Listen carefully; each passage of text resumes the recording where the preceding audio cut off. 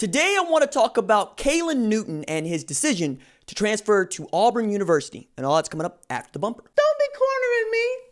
Hold up. Time. You gotta help me with that corner shit. What's up, kinfolk? It's RJ Young. I am not on a step mill. Consider hitting the like and subscribe button because I upload a video every single day. It's always college football related, sports related. We have a good time. Today, I want to talk about Caylin Newton and his decision to transfer to Auburn University. If the name sounds familiar and he looks familiar, that's because he is familiar. His older brother is Cam Newton, former NFL MVP, and took the Carolina Panthers to a Super Bowl. But before that, became what many people believe was the best college football player in the history of the game when he led Auburn to the 2010 BCS National Championship game after a season where he had 51 touchdowns, 30 passing, 20 touchdowns. He was Superman, right? Like, we all know what it was with Cam Newton. 6'5", 250 pounds, LeBron James in pads originally, right? And Cam still got it like that, but his little brother Caylin also got it like that.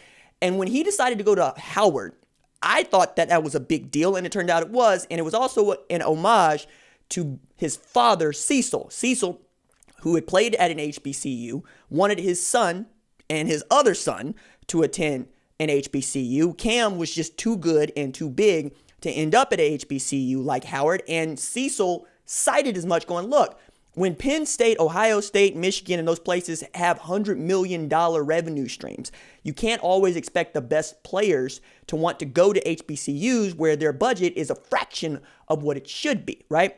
Or what it has to be to compete. And Caylin Newton going to Howard also just kind of showed you what could happen if you get the best player that you could possibly get in decades. And he showed out, right? He was an FCS All-American as a sophomore. He was the MEAC Player of the Year. He was preseason Player of the Year going into last year. And then he chose to redshirt and go into the transfer portal.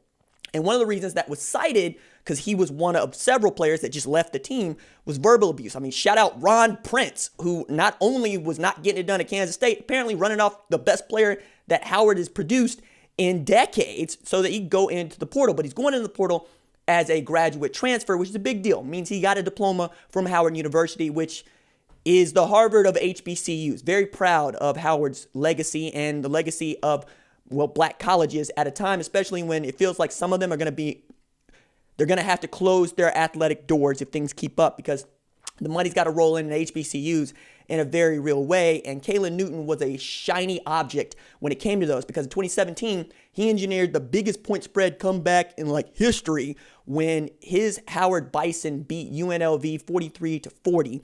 In 2018, had 2,400 plus yards passing, had a bunch of touchdowns through the air, 6'1", 195 pounds, had 5 300-yard passing games. He was showing out. And now, with his decision to graduate transfer to Auburn, one, he's doing it as a preferred walk-on because Auburn is at their 85 scholarship limit. But I got to assume if they get a defection, one of the first folks that's going to get a scholarship is Caylin Newton. But it's entirely possible that he could end up on the football field, kind of like Baker Mayfield, as a walk-on. He joins a quarterback room that already has Bo Nix along with true freshman Jalen Garnett. And I think, yeah, that's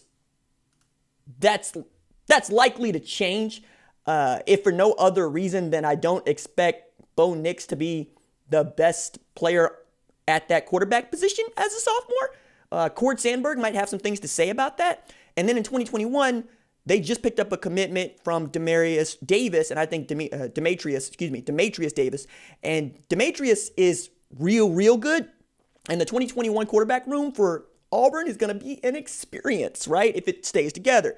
That would lead it to having guys like, Bo Nix, Caylin Newton, Dematrius Davis, maybe Cord Sandberg, right? I don't really think that Bo Nix is going to be the best option at quarterback. And Caylin Newton could end up Justin Fields at Auburn in the way that Justin Fields was Justin Fields at Georgia and everybody sitting behind Jake Fromm. Because Gus Malzahn goes out on a limb to say that Bo Nix is going to win a bunch of football games at Auburn University and some championships after they beat Alabama in the Iron Bowl. But anybody who watched that game would tell you Mac Jones outplayed Bo Nix, and Mac Jones threw 2 pick sixes in that game. Bo Nix ain't it. 58% completions as a freshman. They should have been better tossing the ball through the air. I get that he was one of the best 2019 prospects according to the rankings, but I didn't rank him, or I didn't rank him that highly. I think Sam Howell is showing everybody who actually should have been number 2, and we'll still see what Spencer Rattler is able to do with that. And Jaden Daniels also outplayed Bo Nix as a true freshman starter at Arizona State. And the list, I think, will continue to get longer as we see more college football played. But I don't expect Bo Nix to be the starter by the end of the year because Caylin is just that much more talented. And Gus Malzahn hired Chad Morris, who apparently is going to get the play calling duties. Maybe. Seeing as things didn't go well the last time Gus Malzahn gave up the play sheet, I don't expect that to happen. But if it was going to happen, it could happen with Chad Morris, whose head coaching receipts look nothing like his offensive coordinator receipts. Because as an offensive coordinator, and you check the receipts, you might find an Ocho Cinco style tip at the end of that thing if you go check on my alma mater, University of Tulsa, where his offense was getting more buckets than a paint store. And again, it's Tulsa, like putting up 44 a game, all right? And then at Clemson, you knew what it was. And that's the other reason why I think Caylin Newton is going to have an opportunity to play sooner rather than later. Taj Boyd was the dude that Chad Morris had when it got to humming along. And then Deshaun Watson. Okay? Like, Chad knows how this works. Chad knows what he needs to be successful. And Caylin Newton can provide that right away, right? And as I do this thing, which I hate doing, which is production while I'm recording a video, I do want to look up Auburn's schedule because their schedule last year was ridiculously hard. And that's one of the reasons people gave them gave them more credit than they probably should have for being a good football team, because then they make the Outback Bowl and then they end up beating Minnesota after beating Alabama, so they might have been better than we all thought. But that's what I thought. They got North Carolina on the schedule in September. I can't wait for that game because Mac Brown has been recruiting his butt off and North Carolina looks real good. Remember, they lost by a single point to Clemson, who railroaded everybody else but LSU in the national championship game. Alcorn State on the schedule, that's a win. Ole Miss and Auburn's going to be fun, but that ought to be a win. Southern Miss is a win. Kentucky is a win. Georgia Auburn's going to be fun. That's October 10th. Texas A&M, that ought to be fun, but they ought to win, even as it's probably going to be tighter than many Auburn fans think it ought to be. Mississippi State against Mike Leach, they'll probably win because the defense is just good enough to keep up with that air raid. Arkansas, they'll beat the brakes off of. UMass, they're going to win. LSU, they're probably going to lose, but they ought to win. And then the Iron Bowl, which is back at Bryant-Denny this year, in a year in which I have picked Alabama to win a national championship. And I think that they are going to beat Georgia in September, even if that is a rematch in the SEC championship game. I really love knowing that Caylin Newton made this decision, and I'm really love that Gus Malzahn and Chad Morris got him on the campus. And I also love the homage to Howard University and historically black universities. Like, people forget, Steve McNair went to Alcorn State, who Auburn's going to face. And if Caylin were to start that game and get to play against them, that's gonna be a lot of fun, right? I grew up going to Alcorn State games along with Jackson State games with my parents because I grew up in Mississippi, right? Born in Oklahoma City, grew up in Mississippi, Florida, moved back here to Tulsa, where it is my hometown, when I was a teenager.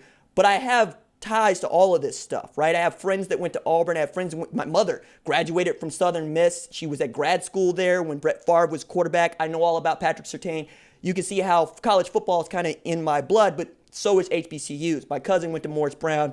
I couldn't afford to go to Morehouse, even though I ended up going to University of Tulsa. So there you go, right? Look, back to Caylin Newton.